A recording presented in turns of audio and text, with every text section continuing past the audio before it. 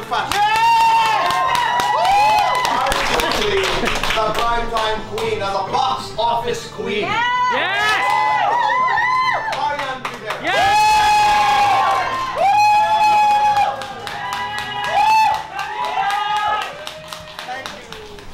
Nung binasa ko kasi yung script, Tito Boy, alam mo yung may pulso ka na parang hinihikayat ka na gawin siya.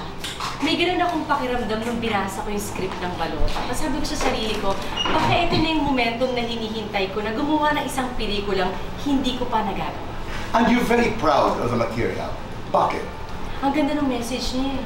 Maganda kasi manood ng isang pelikula na may matututunan ka. Na paglabas mo ng sinihan, alam mo na, ay, may impacto sa akin at gusto ko itong gawin para sa sarili ko, para sa taong bayan, para sa pamilya. Nung gabi nga, magkausap kami ni Direk. Sabi ko talaga kay Direk, sabi kong ganun, excited ako para bukas, pero kinakabahan ako. Alam mo, sabi ni Direk, hindi Marian. Kung ano man ang mangyari, alam namin kung anong ginawa mo sa pelikula, alam na namin kung sino ka. May ganun siya sa akin.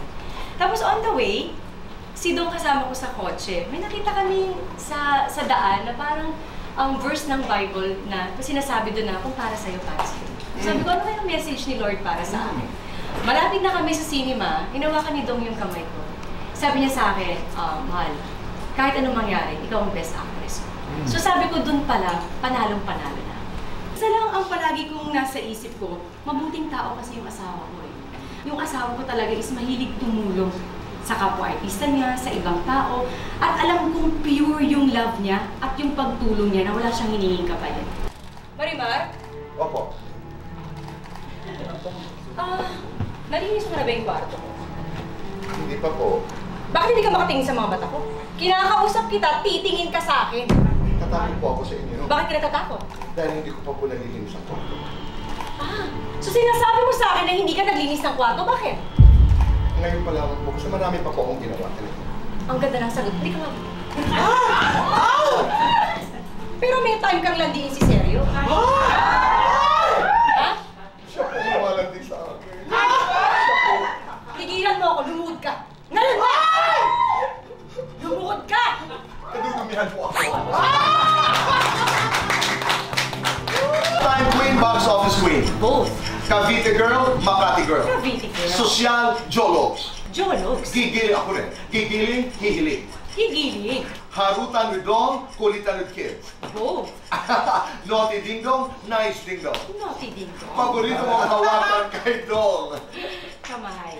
Paboritong hawakan ni Dong sa'yo. Paa. Pinakaganado ka kapag...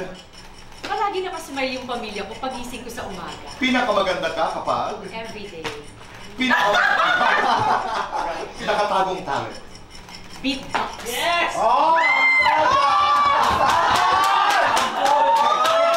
Guilty or not guilty? Pinagsilosan ang co-star ni Dong. Dati hindi na ngayon.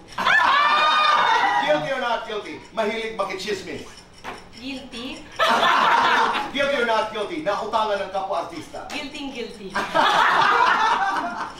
Lights on or lights off? On and off gusto ko. Happiness or chocolate? Both, pero mas chocolate na lang. Best time for, pwede naman kasi, best time for happiness. All the time eh. Okay, isang salita na maglalarawan sa buhay mo ngayon, ano ito? Happy. Happy. Woo! Ano kanina?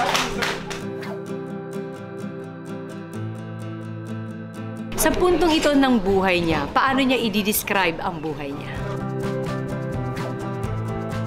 Ganun pa rin, same pa rin. Masarap pumunta rito, ang sarap kausap ni Tito Boy. And of course, always looking forward talaga ako na, alam mo yung makausap ko siya actually off-cam. Yan ang pinakagusto ko talaga. Kasi sobrang pure talaga ng heart niya. At saka dun sa interview talaga, mararamdaman mo talaga na nandun siya. Iniimbitahan ko kayong lahat na manood ng Balota. Showing na po yan nationwide sa October 16.